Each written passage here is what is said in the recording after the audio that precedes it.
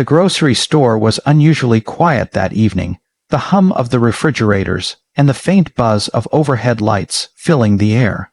Emma pushed her cart slowly down the last aisle, her son, Noah, trailing behind, his small hands clutching a worn-out teddy bear whose ear had long since been sewn back on. It was already past 7, and the world outside the glass doors had turned the color of steel. Rain tapped faintly against the windows, and the smell of bread from the in-store bakery drifted across the aisles, mixing with the faint tang of disinfectant. Emma wasn't supposed to be there that late, but the milk had run out that morning, and she couldn't bear to send Noah to bed hungry again. The last few days had been hard, harder than she wanted to admit. Bills stacked up faster than she could pay them, and since her hours at the diner had been cut, every dollar mattered. She'd counted the contents of her wallet twice before leaving home, hoping her debit card still had just enough left to cover what they needed. Her basket was small but heavy in her heart: milk, bread, diapers, a few bananas, and the cheapest box of cereal she could find. Then, right before they reached the register, Noah spotted a tiny chocolate bar on the shelf beside the magazines. He looked up at her, eyes wide, voice gentle. "Mommy, can I have this one? Just a little one." She hesitated, her throat tightening. "Maybe next time, sweetheart." But when he placed it quietly into the basket anyway, as if hoping she wouldn't notice, she didn't have the heart to take it out. He hadn't asked for anything in days. By the time they reached the counter, there were already 2 people behind her. Emma felt their eyes on her, the quick glances, the silent impatience of people ready to go home after a long day. The cashier, a young woman with tired eyes and chipped pink nail polish, greeted her mechanically. "Evening, did you find everything okay?" Emma nodded, forcing a polite smile. "Yes, thank you." The scanner beeped steadily as each item passed over it. "That'll be $32.75, the cashier said finally, glancing up. Emma reached into her purse and pulled out her debit card. It felt lighter than it should. She swiped it quickly, holding her breath. The little machine thought for a moment. Then it beeped once, sharply. The cashier murmured, pressing a few buttons. "Let's try again." Emma did. Another beep. Then the screen flashed the words she dreaded most. "Transaction declined." The cashier's voice softened a little.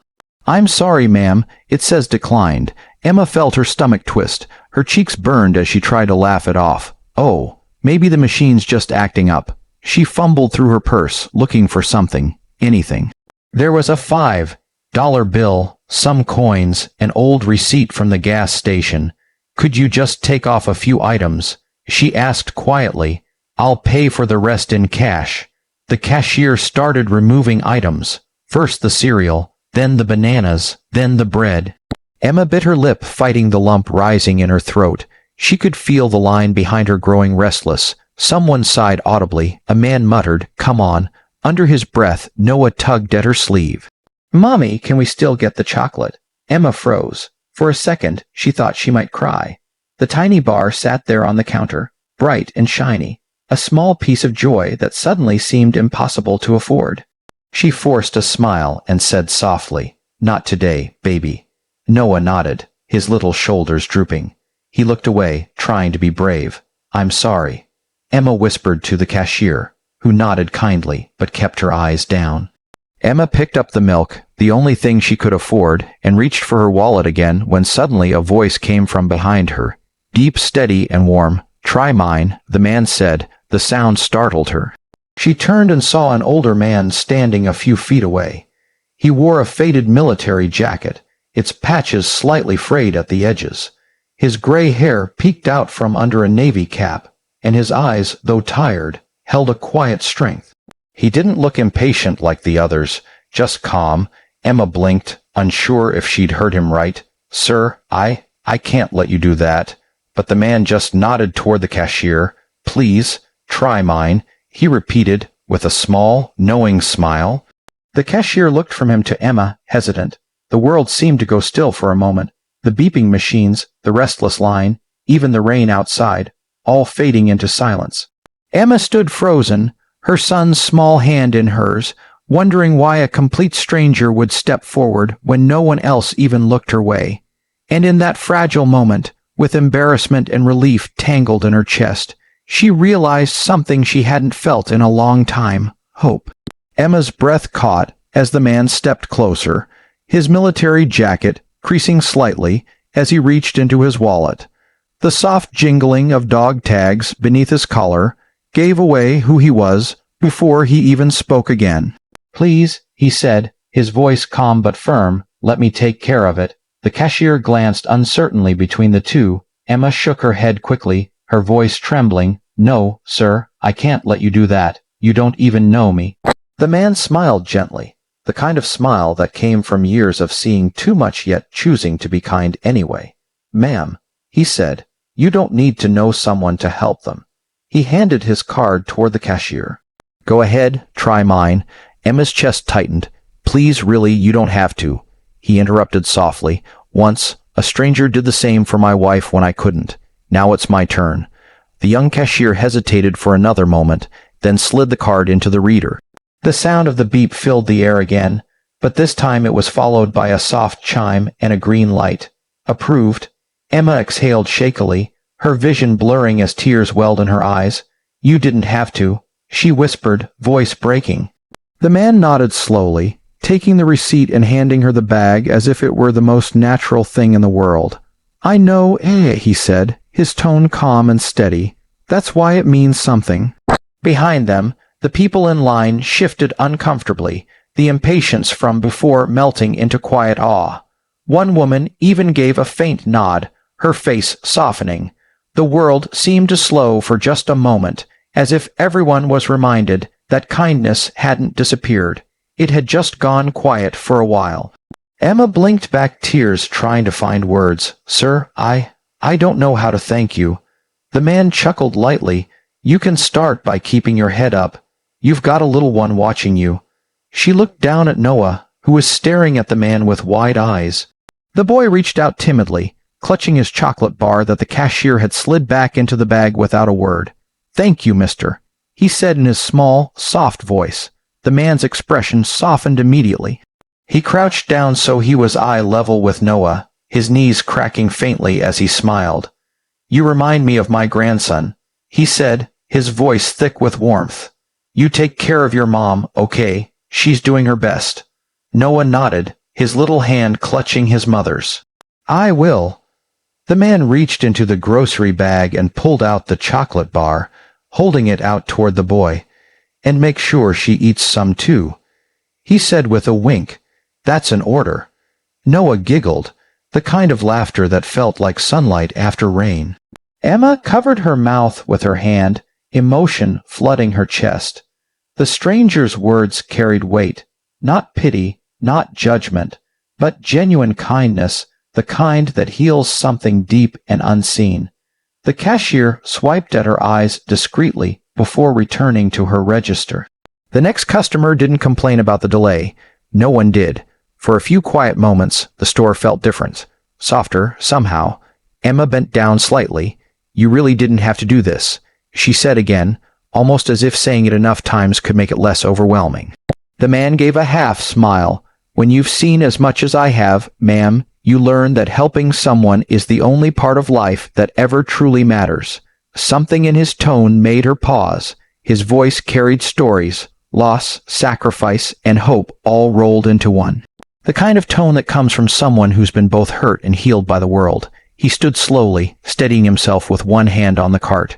"You're doing fine," he said softly, as if reading her thoughts. "Don't let days like this make you think otherwise." Emma nodded, swallowing hard, unable to speak. The old man gave Noah a little salute before turning to leave. The bell over the door jingled as he stepped out into the gray drizzle, his figure fading into the mist.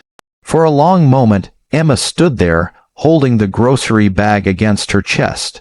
The warmth from the stranger's gesture seemed to spread through her, melting away the embarrassment that had weighed her down minutes ago. She looked at the cashier, who gave her a small, sincere smile. "There are still good people out there," she said softly. Emma nodded, whispering back, "There really are." As she walked toward the exit, Noah still holding her hand, Emma looked down at the chocolate bar peeking out of the bag. It wasn't just candy and amour. It was proof that kindness, even from a stranger, could find you when you least expect it. And somewhere deep in her heart, she promised herself that one day, when she could, she'd do the same for someone else. Because sometimes all it takes to restore a person's faith in the world is one small act, and one stranger who says, "Try mine." The cool evening air brushed against Emma's face as she stepped out of the grocery store, her son's tiny hand clasped tightly in hers. The rain had softened to a drizzle, and streetlights reflected across the wet pavement like streaks of gold. She stood still for a moment just outside the doors, the grocery bag pressed to her chest, watching the old man's silhouette disappear down the sidewalk. Something about the way he walks, low but steady, his shoulders slightly bent, made her chest ache with a strange mix of gratitude and sadness. "Mommy," Noah whispered, tugging on her sleeve. "Aren't we going home?" Emma blinked, realizing she'd been standing there far too long. "Yeah, sweetheart," she murmured, forcing a smile. "Just give me 1 second." She turned, looking toward the direction the man had gone. He was already half a block away, his military jacket glistening faintly under the streetlight. Without thinking, she said, "Wait here," and jogged after him. The soles of her worn sneakers splashed through shallow puddles, her breath coming out in small clouds against the cool night. "Sir," she called out. "Sir, please." The man turned, surprise flashing across his weathered face. His smile returned quickly, though, gentle and knowing. "Thought you'd head home by now," he said, voice carrying over the light rain. Emma stopped a few feet away, catching her breath. "I couldn't," she said softly. "I couldn't just let you walk away without thanking you properly." She hesitated, her hands trembling slightly. "You didn't have to do what you did in there. I didn't deserve that kindness." He looked at her for a long moment, then shook his head slowly. "Ma'am," he said, "you don't earn kindness. You just pass it along when you can." His words hit her harder than she expected. They were simple, but something about the way he said them, steady and calm, made them feel sacred. She felt her throat tighten. "Can I at least know your name?" she asked. He smiled faintly. "Jack," he said. "Just Jack." She nodded, committing it to memory like it was something precious. "Jack," she repeated softly.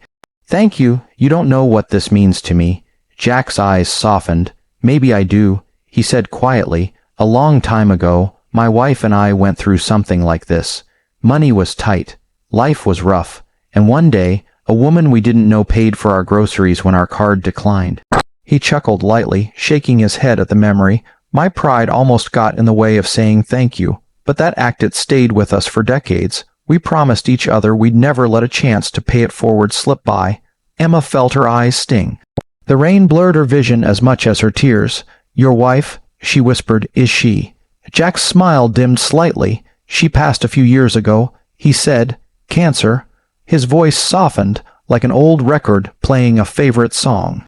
"But I like to think she's still watching when I do things like this. Keeps me honest." Emma pressed her hand to her chest, her voice trembling. "She must have been a wonderful woman." He nodded slowly. "She was. The best kind of person. Always saw good in others, even when they couldn't see it in themselves." For a moment, they stood there in the rain, silent except for the soft patter of water and the hum of distant traffic. Noah had wandered closer now, his little boots splashing lightly. He looked up at Jack with wide, curious eyes. "You're a soldier?" he asked shyly, pointing at the patches on Jack's jacket. Jack smiled, crouching a little. "I was," he said, "a long time ago." "Did you win?" Noah asked innocently. Jack chuckled, his voice roughened by age and something deeper. "Some battles, yes, others. I just survived. That's winning enough for me." Noah nodded thoughtfully, clearly satisfied with the answer. "Thank you for helping my mom," he said after a pause. "We'll help someone too one day. Promise." Jack looked up at Emma, his eyes glistening. "You see," he said softly, "that's how it starts." Emma's tears finally broke free. She knelt down beside Noah, pulling him close as Jack straightened. "You're a good mother," he said simply. "Don't ever forget that." She wanted to say something, anything, but her words were lost in the lump in her throat. Jack gave a gentle nod, turned and started walking again, his steps slow but sure. She watched until he disappeared around the corner, his figure fading into the mist and glow of the streetlights. Something about his presence lingered, like warmth after a fire. As she and Noah walked home, sharing the little chocolate bar he'd been clutching, Emma felt something shift inside her. The weight she'd carried, the shame, the fear, the quiet exhaustion, felt lighter somehow. "Mommy," Noah said suddenly, looking up at her, "when we have lots of money, can we help someone too?" Emma smiled through her tears, brushing his hair gently. "Yes, baby," she whispered. "That's exactly what we'll do." And as they disappeared into the soft rain, the world felt a little kinder, a little brighter. Proof that sometimes one small act from a stranger can ripple through hearts forever, changing lives in ways words never could.